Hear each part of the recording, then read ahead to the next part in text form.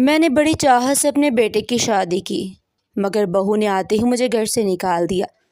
میں روتے ہوئے بیٹی کے گھر پہنچی تو بیٹی بھی مجھے اپنے پاس رکھنے کو تیار نہیں تھی، مگر داماد نے کہا میں ایک شرط پر آپ کو اپنے گھر رکھوں گا، آپ اس گھر میں نوکرانی بن کر رہیں گی۔ میں مجبوراً مان گئی اور بیٹی کے گھر نوکرانی بن کر رہنے لگی۔ ایسے ہی 2 مہینے گزرے تو ایک دن داماد نے کہا اگر آپ کو اس گھر میں رہنا ہے تو میری بات مان کر آپ کو نکاح کرنا ہوگا۔ میں مجبوراً مان گئی، مگر اس کے بعد جو میرے ساتھ ہوا میں نے چیخ چیخ کر اپنے اللہ کو پکارا، کیونکہ میری سگی بیٹی نے بھی میرا ساتھ نہیں دیا تھا۔ میرا نام شمائلہ ہے، میں بہاول نگر کی رہنے والی ہوں۔ میرے حالات شروع سے ہی خراب تھے، کیونکہ جب میں پیدا ہوئی تو میرے والد کا انتقال ہو گیا تھا۔ گھر میں کمانے والا کوئی نہیں تھا۔ میری ماں نے حلال راستے کی بجائے غلط راستہ اختیار کیا۔ وہ جوان اور خوبصورت تھی، وہ دوسری شادی بھی کر سکتی تھی یا کسی کے گھر کام کر کے عزت کی زندگی گزار سکتی تھی، مگر اس نے ایسا نہیں کیا۔ میں اپنی ماں کے ماضی کو مکمل طور پر نہیں جانتی تھی، مگر یہ ضرور جانتی ہوں کہ وہ بازار میں مختلف لوگوں سے تعلق رکھتی تھی، اور اسی طرح ہماری زندگی چلتی رہی۔ پھر میں جوان ہو گئی اور میری ماں نے بھی مجھے اپنے ساتھ اس راستے پر ڈال دیا۔ وہ مجھے ساتھ لے جاتی اور میری وجہ سے اس کی کمائی بڑھ جاتی۔ پھر ریاض نام کا ایک شخص جو کپڑے کی دکان کا مالک تھا، میری ماں سے تعلق میں تھا، اس نے میری ماں سے کہا کہ وہ مجھ سے شادی کرنا چاہتا ہے۔ میری ماں نے پہلے انکار کیا، مگر بلیک میلنگ کی وجہ سے میرا نکاح اسے کر دیا گیا، مگر وہ مجھے اپنے گھر نہ لے گیا۔ میں اپنی ماں کے گھر ہی رہتی رہی۔ وہ روز آتا اور میرے ساتھ وقت گزارتا۔ اسی دوران میرا بیٹا شہباز پیدا ہوا۔ پھر میری ماں اچانک بیمار ہو کر انتقال کر گئی۔ مجھے ڈر تھا کہ اب ریاض مجھے گھر سے نکال دے گا، مگر اس نے وہ گھر میرے نام کروا دیا اور مجھے کچھ سکون ملا۔ ریاض ہر مہینے خرچہ دیتا، مگر مجھے گھر سے باہر نہیں نکلنے دیتا تھا۔ وقت گزرتا گیا اور میرے 2 بچے ہو گئے۔ جب بچے بڑے ہوئے تو ریاض نے انہیں اسکول داخل کروا دیا۔ میں پوری طرح بچوں میں مصروف ہو گئی۔ پھر ریاض کا انتقال ہو گیا۔ اس کے بعد میں نے اپنے بیٹے کے نام دکان کروائی اور اسے کاروبار سکھایا۔ میری بیٹی بڑی ہو کر بدتمیز اور ضدی قسم کی ہو گئی۔ میں نے اسے سمجھانے کی کوشش کی، مگر وہ میری بات نہیں سنتی تھی۔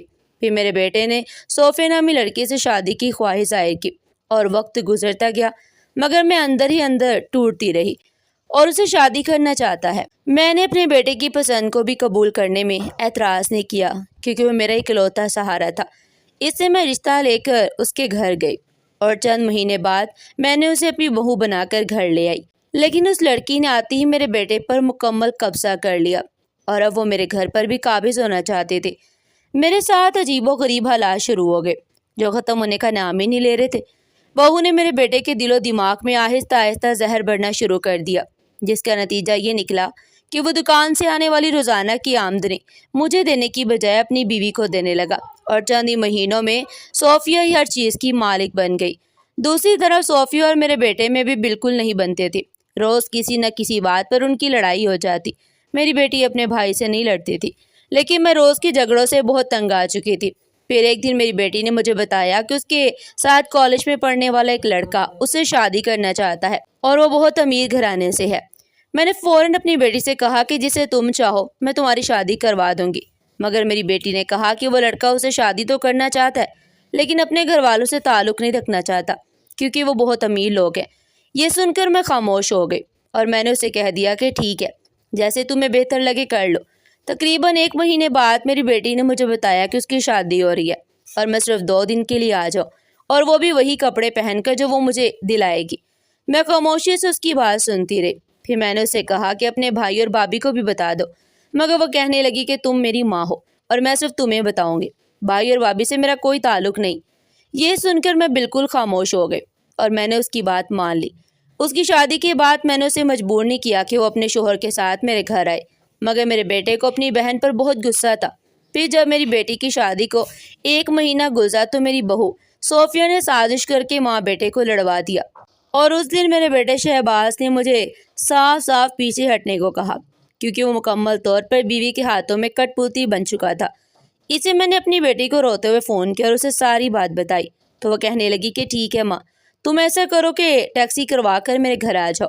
یہاں رہنے کے لیے ایک شرط ہوگی، کیونکہ میں اپنے سسرال والوں کو یہ نہیں بتا سکتی کہ میری ماں میرے پاس رہنے آ رہی ہے، اسے تمہیں میرے گھر میں نوکرانی بن کر رہنا ہوگا۔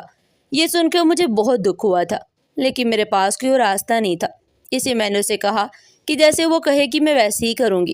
پھر ایک بیگ میں میں نے اپنے کپڑے رکھے اور روتے ہوئے اپنے گھر سے نکل گئی، اور جب اپنی بیٹی کے گھر پہنچی تو وہاں کی شان و شوکت دیکھ کر میں حیران رہ گئی۔ ایک طرف مجھے خوشی بھی ہو رہی تھی کہ وہ اتنے امیر گھر کی بہو ہے، اور دوسری طرف یہ دکھ بھی تھا کہ میں اس کے گھر میں نوکرانی بن کر آئی ہوں۔ میری بیٹی نے مجھے اپنے سسرال کے نام پر خاموش کروا دیا۔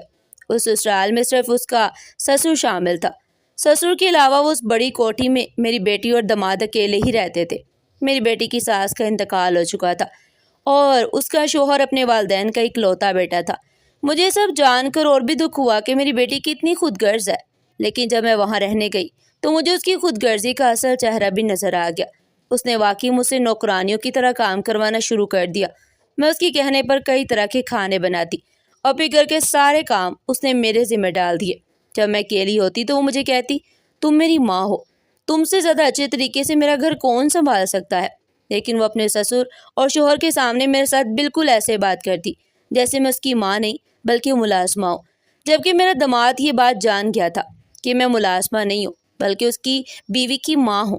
وہ ایک اچھا لڑکا تھا اور میری بہت عزت بھی کرتا تھا۔ جب کبھی موقع ملتا میرا حال احوال بھی پوچھتا تھا، بلکہ میں نے یہ نوٹ کیا تھا کہ میری بیٹی کے اس رویے کا اس کے شوہر کو بھی دکھ ہوتا تھا۔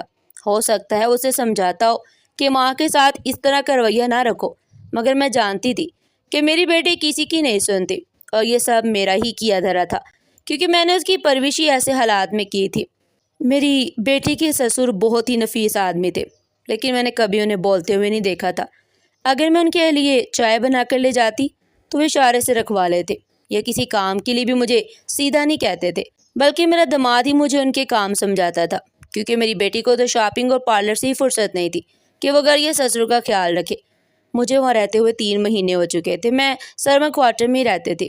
میرے علاوہ کوئی ملازم بھی 24 گھنٹے وہاں نہیں رہتا تھا، سب ملازم شام کو چلے جاتے تھے۔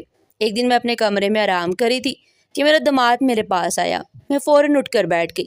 اس نے کہا کہ میں آپ کو وہاں بلا لیتا، لیکن مجھے آپ سے کچھ ضروری بات کرنی تھی۔ اس نے بتایا کہ آپ کی بیٹی اس وقت گھر پر نہیں ہے۔ میں نے سوچا یہ بات کرنے کا اچھا وقت ہے۔ میں نے کہا بتاؤ کیا بات ہے؟ وہ کہنے لگا آپ میری بات کو غلط نہ سمجھیے گا اور مجھے سمجھنے کی کوشش کریں۔ میں سب کچھ دیکھ رہا ہوں کہ آپ کی اپنی بیٹی آپ کے ساتھ کیا سلوک کر رہی ہے، اور آپ کے بیٹے نے بھی آپ کا حال نہیں پوچھا۔ اگر آپ کی بیٹی نے بھی آپ کو یہاں سے جانے کو کہہ دیا تو آپ کہاں جائیں گی؟ میں اس کی باتیں سن رہی تھی مگر سمجھ نہیں پا رہی تھی۔ میں نے کہا صاف صاف کہو کیا کہنا چاہتے ہو؟ تو کہنے لگا آپ میرے ابو سے شادی کر لیں، کیونکہ انہیں بھی ایک ایسے ساتھی کی ضرورت ہے جو ان کا خیال رکھ سکے، اور آپ کو بھی سہارا مل جائے گا۔ پھر آپ کو اس گھر سے کوئی نہیں نکال سکے گا اور آپ کی پوزیشن بھی مضبوط ہو جائے گی۔ یہ سن کر میں بہت حیران ہوئی، مگر وہ کہنے لگا آپ سوچیں، اس میں کوئی برائی نہیں ہے، آپ کی عمر بھی زیادہ نہیں ہے اور آپ کا فیوچر بھی محفوظ ہو جائے گا۔ میں نے کہا کیا تمہارے ابو مان جائیں گے؟ تو وہ بولا میں نے ان سے بات کر لی ہے، وہ راضی ہیں، اب آپ سوچ کر بتائیں، اور وہاں سے چلا گیا۔ میں ساری رات روتی رہی مگر مجھے یہ بات سمجھ آ گئی کہ اگر مجھے یہاں عزت سے رہنا ہے تو کوئی نہ کوئی راستہ اپنانا ہی پڑے گا، ورنہ میری اولاد مجھے اور ذلیل کرے گی۔ اگلے دن میرا داماد پھر آیا اور جواب پوچھا تو میں نے کہا ٹھیک ہے میں راضی ہوں، لیکن کیا میری بیٹی مان جائے گی؟ اس نے کہا میں اسے خود منا لوں گا۔ چند دن بعد میرے داماد نے مجھے سرما کوارٹر سے نکال کر کوٹھی کے اندر ایک کمرہ دے دیا اور کہا کہ نکاح تک آپ یہیں رہیں، پھر آپ گھر کی مالکین بن جائیں گی۔ میں یہ سن کر دل ہی دل میں خوش ہو گئی تھی۔ ابھی نکاح کی بات ہی تھی اور میں اپنے مستقبل کے بارے میں امیدیں باندھنے لگی تھی، لیکن میرے داماد کے والد مجھ سے پہلے کی طرح ہی خاموش تھے اور مجھ سے کوئی بات نہیں کرتے تھے۔ پھر وہ دن آ گئے جس کا مجھے شدت سے انتظار تھا۔ میرے داماد نے چند قریبی لوگوں کو گھر بلایا اور میرا نکاح اپنے والد سے کروا دیا۔ پہلے جس شخص کو میں صاحب جی کہہ کر بلاتی تھی اب وہ میرے شوہر بن گئے تھے اور میں انہیں آغا جی کہہ کر بلانے لگی۔ اس دن میں دلہن بنی ان کے کمرے میں بیٹھی تھی۔ جب وہ آئے تو انہوں نے کوئی بات نہیں کی، بس کپڑے بدل کر خاموشی سے لیٹ گئے۔ میں نے ان سے بات کرنے کی کوشش کی مگر وہ سو چکے تھے۔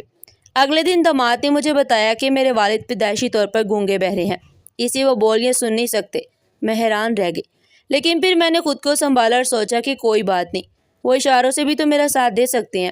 ابھی میں نے ناشتہ بنایا، جب وہ آئے تو خوشی سے اشارہ کر کے تعریف کی۔ میں نے اس گھر کو اپنا گھر سمجھ کر سنبھال لیا۔